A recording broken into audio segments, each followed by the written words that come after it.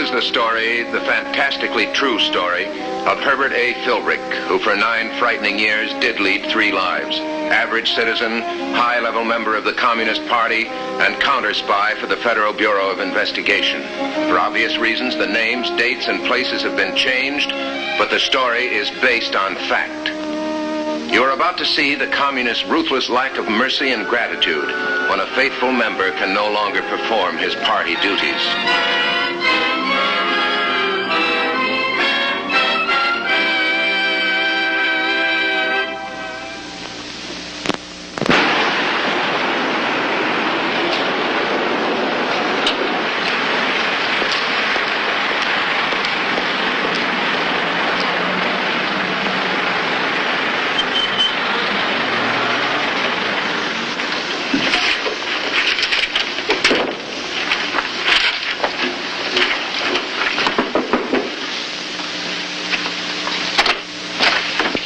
Comrade Herb. Sorry to get you down here so early in the morning. You said it was an emergency. Yes. This is Comrade Arthur's address. Arthur? Yes. I don't think you've ever met him. He's one of the finest communists I've ever known. Very few of us have contributed so much to the party. He's devoted himself to our cause like a Michelangelo to his art. You're to report to his house at once and take over his work. This morning? He's very, very ill. I'm sorry to hear that, but... You've been chosen to take over because of your position in your community as a conservative churchgoer. Maintain your position in your community. Contact the party only when absolutely necessary. Any questions? No. He's expecting you. Good luck. The nurse and doctor in charge don't know their patient is a party member. Be sure you keep it that way. Right. And one thing more. He's just completed a campaign for the Dalton Valley flood relief. The funds have not yet been turned over to the party. Be sure you get them. I'll make a point of it. I'm depending on you. Remember, one object of your party training has been to prepare you to function effectively in a crisis. Function effectively in a crisis. An old song, but with strange overtones this time. She just came from Arthur's. Why didn't she get those funds?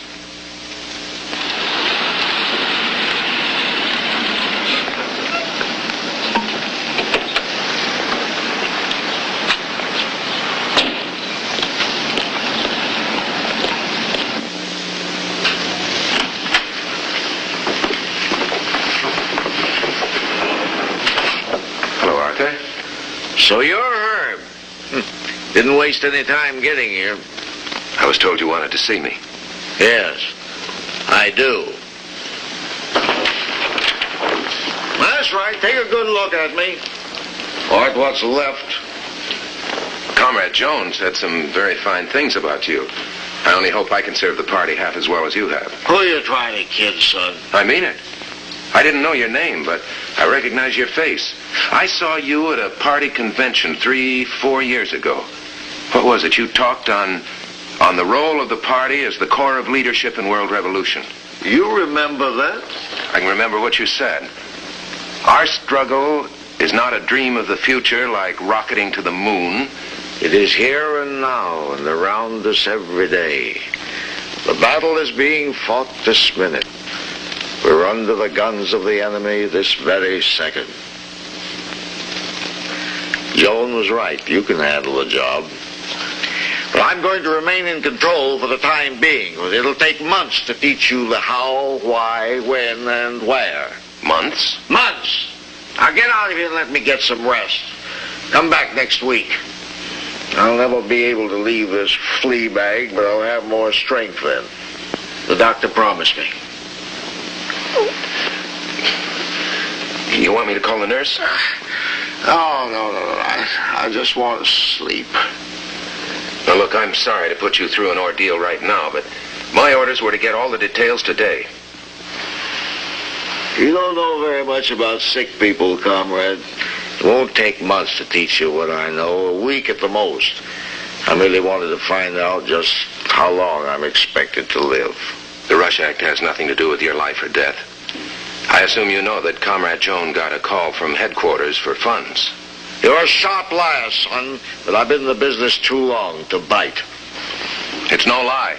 I want names, dates, and places, and all funds. Yes, I know. She rang me about it for now, and sending you here won't do her any good either. All right, I'll just have to tell her that you refuse to take party orders. Well, tell her anything you like, only beat it out of here and let me get some rest. Hey! Nothing personal, son. I like the way you handle yourself. You come back tomorrow and we'll talk some more. About fundraising? Maybe. If I'm still here.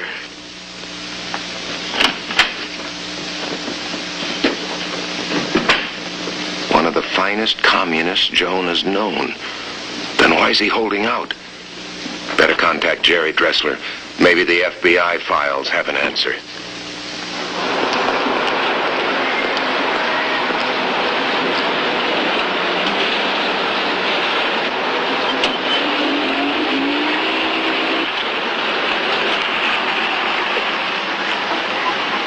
What's this fundraising scheme of his? That's what Comrade Joan wants me to find out about. Don't you have any idea why he's holding out? It might be just a private beef with Joan. Personal fights in the party are rare. Oh, you think so? Look, Jerry, I don't like this. I'm supposed to be in on this fundraising campaign. It's got to be illegal, and in addition to that, I'm right in the middle of some kind of grudge match. Okay, go ahead and say it. Okay. So you got a good job in the advertising business. Stay with that and forget the rest. Okay. Now that we both know I'm an idiot, is the FBI interested in Comrade Arthur's con game? Very much so. That's all I wanted to know.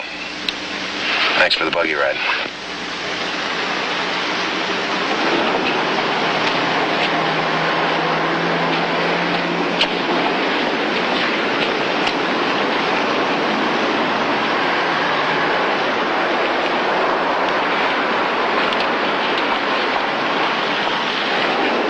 You seem sorry to see me. Well, I'm afraid I haven't accomplished my assignment. Why didn't you report that immediately? I was on my way to try again. What about the money? Well, he's difficult. He won't discuss it. He's too worried about himself to care very much. You must be very firm with him. If something happens and the party loses that money, I'll be held responsible. Well, I'm doing the best I can, but there seem to be factors involved that I don't understand. Make it strictly a matter of party routine. He'll respond. Party discipline. What do you want me to do, wave a gun in his face? Aren't you forgetting yourself, comrade? Sorry. What's eating you, Philbrick? This isn't the first party chore that's stuck in your craw. Try to remember the years you've spent building your party standing.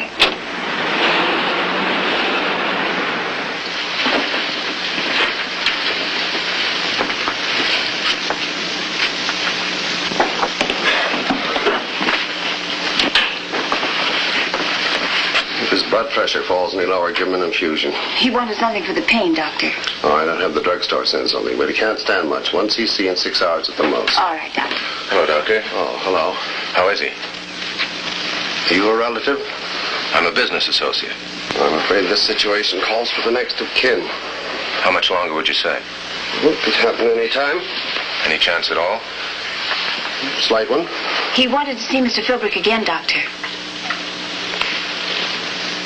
All right. Make it short. Thank you, Doctor.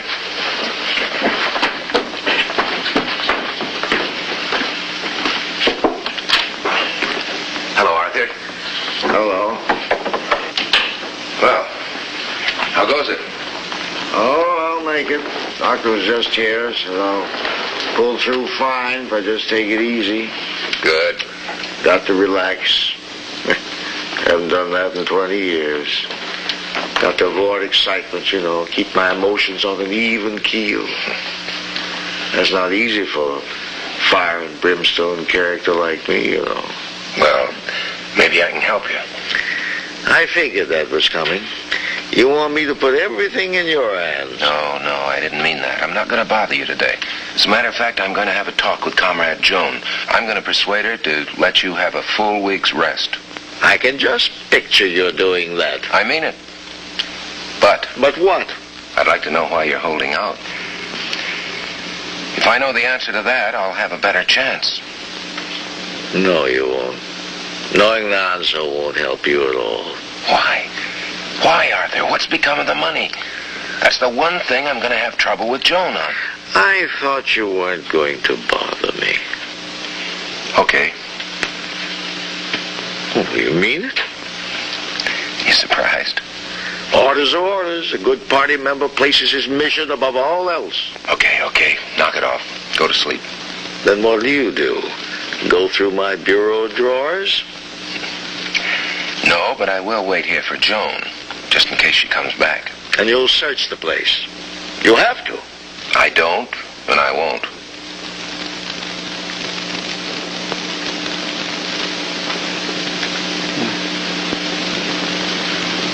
Thank you, son. You're doing great, Philbrick. Fine display of bourgeois sentiment in front of an old party regular. How do you know that, ill as he is and hungry for sympathy, he won't report you to the Review Commission?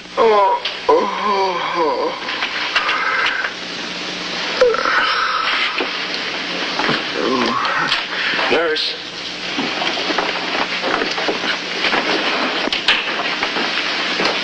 You better go. No, I want to talk to him now. You have to rest. Philbrick. Yes, Arthur. Oh, all right. You can stay with him for a few minutes. I have to get something inside. Yes, Arthur, what is it? You asked me... Oh, I'm so dizzy. Yeah, that's the shot. You asked me why I'm holding out. Can I trust you? You can. Oh, that shot. Wait just a moment.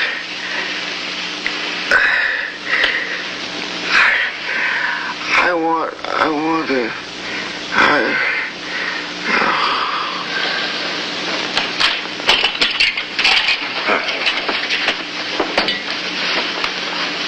He's asleep. You'd better go.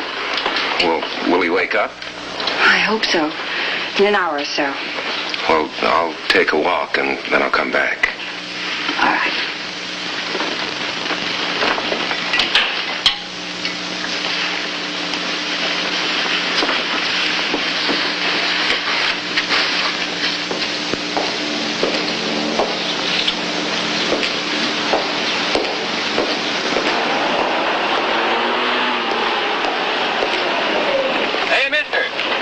Can you tell me where Pine Street is? Pine Street? Yeah, it's a couple of blocks back. Brother, it's rugged. No information yet. Maybe never. That bad, eh? Yeah, he wants to tell me something, but he's too low. Can you stick with it? Yeah, for a couple hours. I'll contact you later. Okay. I'm sure you can't miss it. Fine. Thank you very much. Right.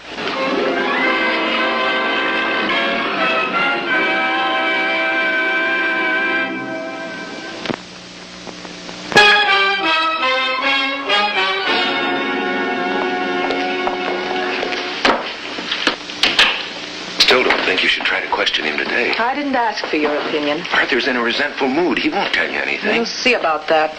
I promised him we'd let him rest until next week. You had no right to do that. I can't risk losing that money. I told you I'll be held responsible. The party can't blame you just because a man dies. They can blame me for permitting him to carry on his work without keeping his superiors fully informed. He's awake now. You can see him for just a few minutes.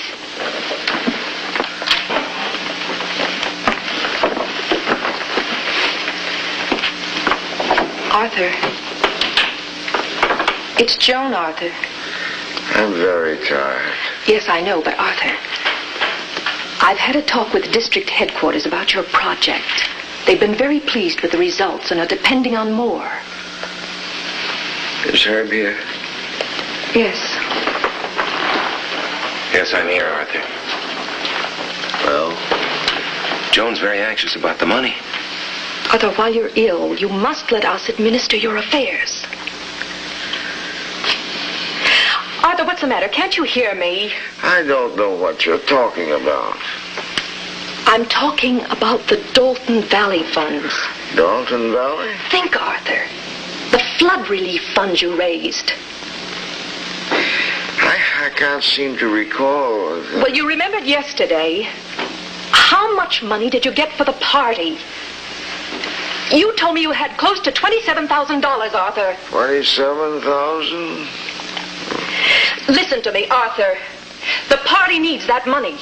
We're depending on you, even though you're not well.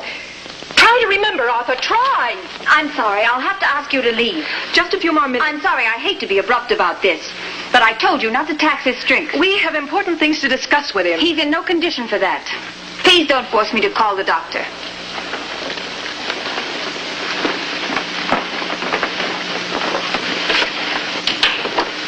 You can't expect him to be himself. I told you he was under sedation. You didn't tell me. Well, he is. When will it wear off? Not for at least an hour. Thank you. I want you to remain here. Call me as soon as he comes out of it.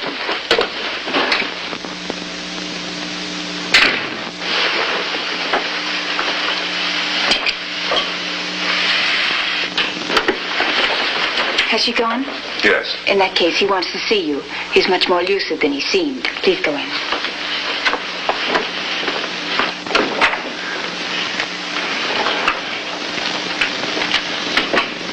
Arthur? Are you alone? Yes, I'm alone. I've got to have it out with you.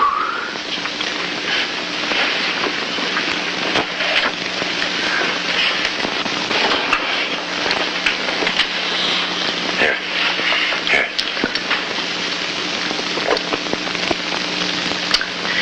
Yes. I've got you pegged right. How do you mean? Thoughtfulness. A chink in the red armor. I don't know how much you know about me beyond that speech I made. The time was when I went out and did it instead of talking about it. You know, election campaigns, organizing, more organizing. Got my nose broke. Broke a few noses myself. Yeah, but that's all past. How do I tell you? I have so much to lose. You're the only one who can manage it for me. Manage what? My old man taught me a poem for this one. It's strange that I should remember it at this stage of the game. It's Tennyson. I hope to see my pilot face to face when I have crossed the bar. So that's it. That is it. Look, there's a church right down the block. The denomination's not important. There hasn't been any room for church in my life as a party member. You shouldn't have told me this. I had to. There's no one else. How do I know the doctor and the nurse aren't party members? They aren't. But I am. I couldn't help you even if I wanted to. You want to. I know. There's compassion in you. I'm an expert judge. Been exploiting it for years. You can manage it. Take a walk to that church. See the man in charge. Arrange to have him come. Without being seen, of course. Because what the party doesn't know can't possibly hurt you. When you get to where I am, you'll be glad that you helped me. All right. And Herb. Yes? I'm sorry, but you're going to have to forget about the money. That's all right, Arthur. But I have a legacy. My entire estate. I'm leaving it to you. No, it's nothing material. It's just a lesson. But a priceless lesson. I spent my life learning it. You're young and enthusiastic, but soon you'll be disillusioned. Get out of the party before it breaks your heart.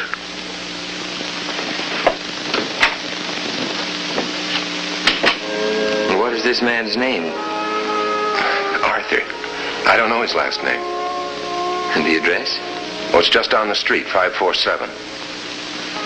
And I'm to wait here until you phone. Well, if you'd be so good. If you don't mind my asking, just what is the reason for all this caution and subterfuge? It's a family situation. Oh. I imagined it might be denominational. Well, it could be that, too. As a matter of fact, I don't know much about the details myself. I only met the man last night. Well, just what is your connection with this man? I'm a collection agent.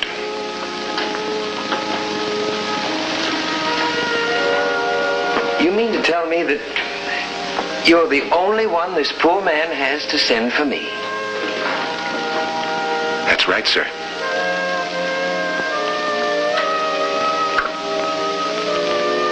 Mr. Philbrick, I shall be ready whenever you call. Thank you. Thank you very much.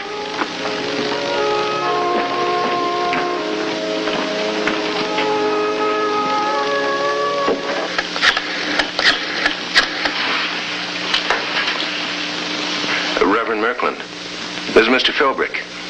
Now, could you come over right now? Thank you.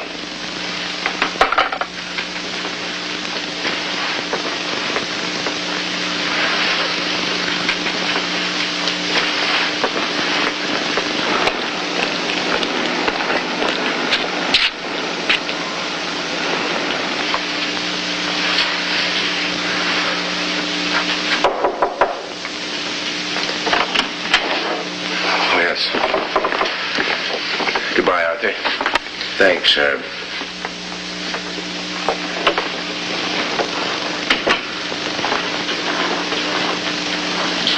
My name is Merkland. Thank you for coming. Well, what's on your mind, my friend? It's good to see you. You know, I haven't been inside a church for close to 40 years. The Almighty is a stranger to me. Is it possible at this late date to arrange an introduction? Well, that won't be necessary. I can see he's in your heart already. Yes. But the time is getting close. I want to set the record straight.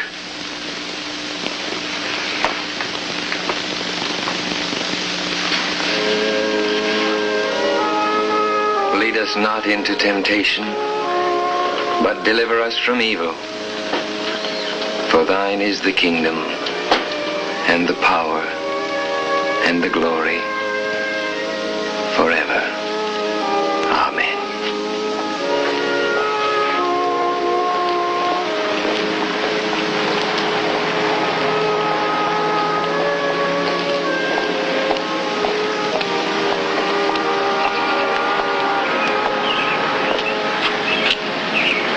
Thanks for coming out to the cemetery with me, Herb. Anything else you'd like me to do? Somebody has to dispose of his things. All right, I'll take care of that. I still can't understand what happened to him. Why he didn't make some provision for passing on his list of contacts and the money. Well, I think it's like I said. He was just overwhelmed by what was ahead of him. I don't understand it. I don't know how I'm going to explain this to the regional committee. I suppose they'll impose some sort of... Discipline? Yes, I'm afraid they will. Good luck to you. Thanks.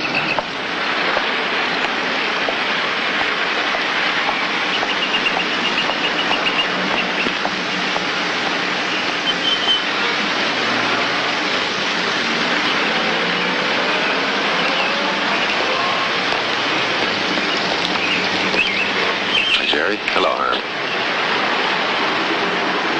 Guess you're waiting to find out if I learned anything from Comrade Arthur before he died. I didn't. Well, I had a talk with Reverend Merkland. We were watching you. I might have known. What'd he tell you? That the money is going where the people who contributed intended it should go. Arthur made the arrangements just a day or two ago. He asked Merkland to make sure that you knew. Anything else? He said, we know what we're meant to know. And there was something else he asked that you should know. That in a way, it was a denominational question. Does that make any sense to you? Yeah, that makes a lot of sense to me. You know, it's strange, isn't it, that a man who lived by the Communist Manifesto should, at the end, forsake it for the Bible. The FBI files don't cover the subject. But I'm willing to bet that Comrade Arthur is not alone. And I'll bet you're right.